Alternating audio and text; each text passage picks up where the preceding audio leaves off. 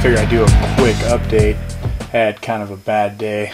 Asshole drivers making my Tourette's act up. So as anger management, I like to come out in the garage for a few hours and wrench on the old Yodi. So usually I start out with a little therapy music. Suicide hotline, may I help you? Yeah. Well, I'm about to fucking kill myself. There, that's better. Alright. Got some parts in today. Getting ready to knock out this front end a little bit, still waiting on some stuff, but figured, what the fuck, might as well bring you along. So I already got the truck jacked up, getting ready to rip some tires off here, and we'll go over a Toyota front end. Let me set this up real quick and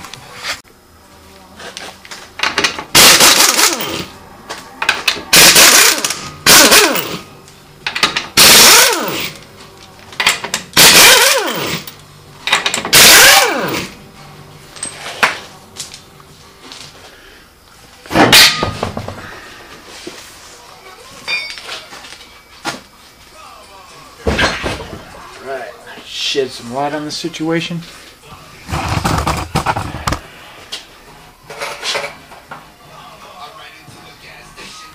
Alright, so here's an 86 Toyota front end. You can see mine's looking pretty road hard and put away wet, but we're going to take care of that right quick and in a hurry. So you can see I put a 1.5-inch wheel spacer in there. I did that so I could run Jeep Liberty wheels, because there's a lot of people buy those things. They like to lift them. You can pick up a full set of tires and rims off Craigslist for about $150, and they're about the perfect size for this truck. So this front end they ran for a long time. I'm pretty sure 78 or 79 all the way up to 95. They did basically the same front end. So we're going to go ahead and start tearing this thing apart. Alright, I'm going to rip the spindle off real quick. I've already rebuilt the brakes and all the wheel bearings, whole 9 yards. So what you're going to want to do is get your cotter pin out, get your castle nut loosened up. You got a few different ways to get these ball joints loosened up. One of the easiest I've found is you're going to go get a BFH, and if you smack the side of that a couple times,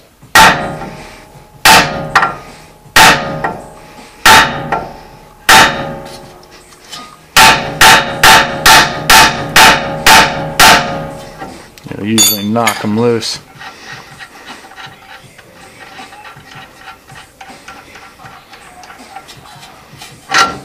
That keeps you from ripping your boot and tearing stuff up. And I guess a couple hammer marks.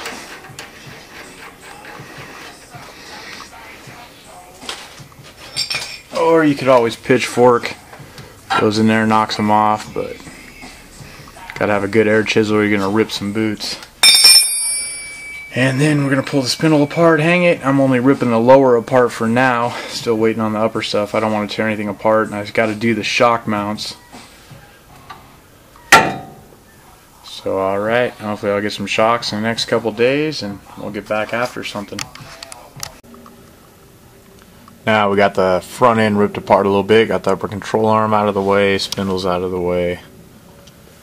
Lower control arms hanging in there because I got to do some lower play mounts for this new shock mount we're doing. So I've got 2.5-inch shocks going in here. I figure I got to get them a little closer to the frame so they'll clear the A-arm. So if you look in this plate right here, I've actually got some room back in there. So I'm going to go ahead and cut this tower out a little bit, and that's going to give some more room for that shock. Then I got a nice mount off the frame for some strength. I'm going to finish marking this out real quick and we'll get some cutting. Usually don't like using grinders anymore than I have to, but in this case I got no other choice. So I'm going to go through here, we're going to cut this. Got a couple lines marked up, both sides, and get that tower out of the way.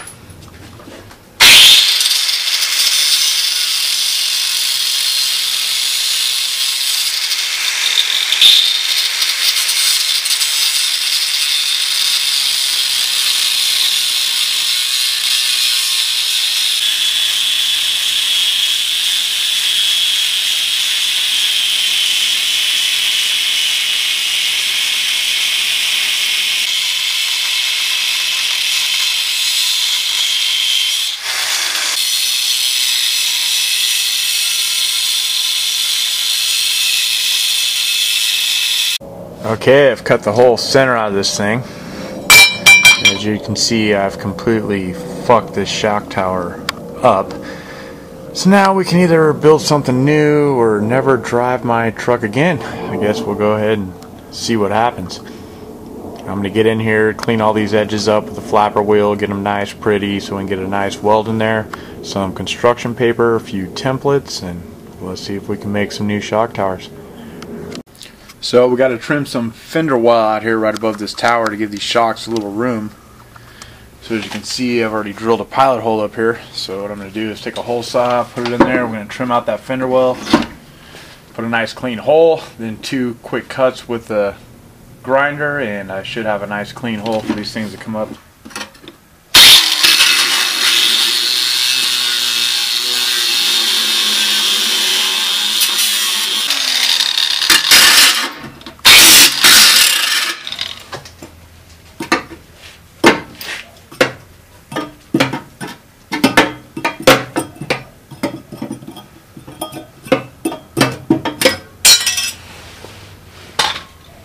After a little arts and crafts time, drop your templates. I'm using 4130 chromoly for these.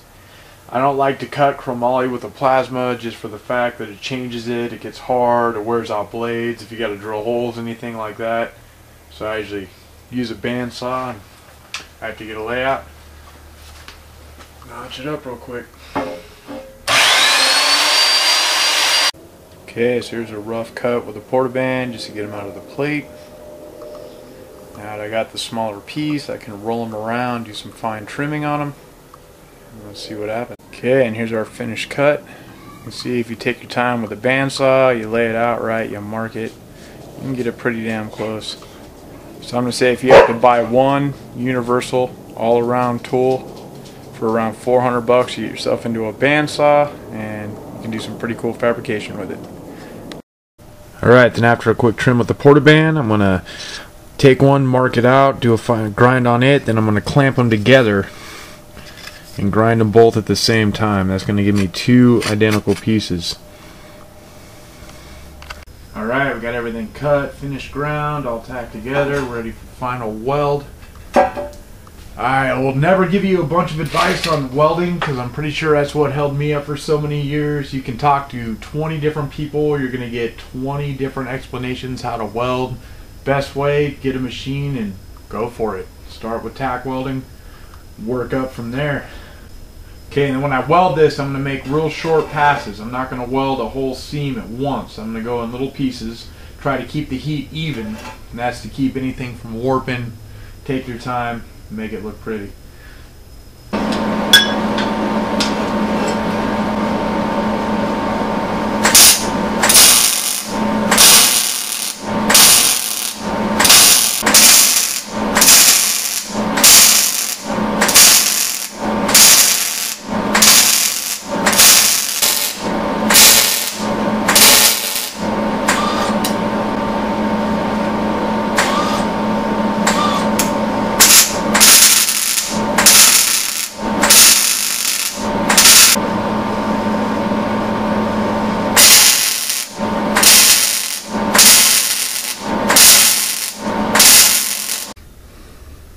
Right, and here's finished product right before we stick it back in the truck. You'll probably notice when I'm welding chromoly, I like to pulse it. I like that, let me see here, stacked up look with the weld. Only way I can get that with my MIG is to pulse it. If this was TIG, it'd be a little different story. Every metal's going to weld different. But anyways, you're going to want to weld as much of this possible as you can before you stick it on the truck. The more welding you do on the bench, the prettier it's going to look. So now I'm going to go ahead and test fit this up in the truck. Alright, now the tower's in. There's where I cut out the stock shock tower. Now I lost a lot of strength when I cut out this centerpiece for when this thing's coming down. This is your bump stop for your down travel, so when it hits it's going to go through here. When I cut this out, it pulled a lot of strength out. So what I did to fix that is I set another plate in here. It welds up directly to the frame. And this piece is going to sit on top of it. See, I just took a hole saw, 1.5 hole. That way I can get, oh, there we go, directly down to the stock shock tower that's in there. Get a nice weld both sides and center. And that shock's probably been out of there good 5 or 6 times before I hit it right and then got it in there. So take your time, do it right, and it'll be worth it in the end. Alright, I'm going to burn this in here and then we'll get to the lower mounts. Here's the lower mount. I want this to be as universal as possible so we can be able to change this out if need be. I've taken the stock Toyota bolts, drilled them out to 1/2 inch. That sets my plate. We've added 2 1/2 inch holes, but I will be carrying spare A-arms on the chase truck and possibly my truck.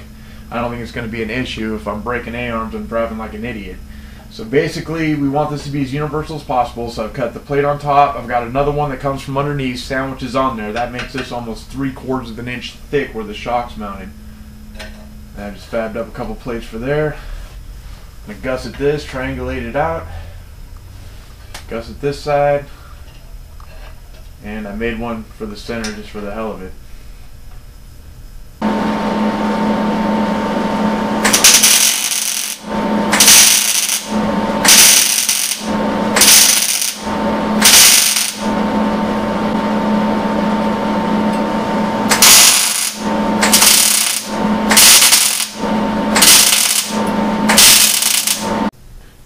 Alright, getting ready for some final assembly. Here's my torsion bar. Good product, but the manufacturer chose to act like a douchebag. I had to wait an extra 2 weeks because he forgot to ship it. I love being the little guy. It's one step above. Go fuck yourself. So to remedy this, I had the front strut rod powder coated to match. We stuck vinyl over it. I painted them flat black, peeled the vinyl off, revealing my logo and thus making it my torsion bar. So if you are a manufacturer, you treat the little guy like shit, you will not be selling your product because of my truck. Alright, now the fruits of my labor. There's that bottom mount we were just welding up. Went and got all grade 8 hardware for that. Clear coat's a little bubbly on there. Sorry, I got a little dark trying to improvise some lighting. But now that's sandwiched on there, making that almost 3/4 of an inch thick. That's the new mount for the lower shock. So worst case scenario, we bust off a lower. Should be able to find another one, slap it in, be good to go. And I've replaced all these bushings, some in there, and upper control arm bushings with stock Toyota. Now I ran this just for the fact I was worried if I swap this out for a polyurethane, it's not going to absorb as much energy. So that energy is going to be transferred into this ball joint, which is going to weaken it. So I figure it's better to let it flex and move around a little bit than put that solid jolt through the upper control arm and into the ball joint. So the only reason now we're not back together is I'm waiting on the new Moog center link for my steering. I was so stoked on their product that I went ahead and ordered their center link. Here's one of their upper ball joints. You can see hopefully the size of that lower ball joint in there. Sorry, trying to improvise some lighting, making it tough. But Moog was top quality. I was stoked on their product, real good company. We were talking about douchebags a minute ago. These guys were the opposite of that. Their service was awesome, everything was awesome. I was totally stoked on the product, so there you go. There's a 2.5 inch FOA sitting in the new shock tower mounted up. So I'm going to go get the other side back together and hopefully we'll be getting this thing out pretty quick.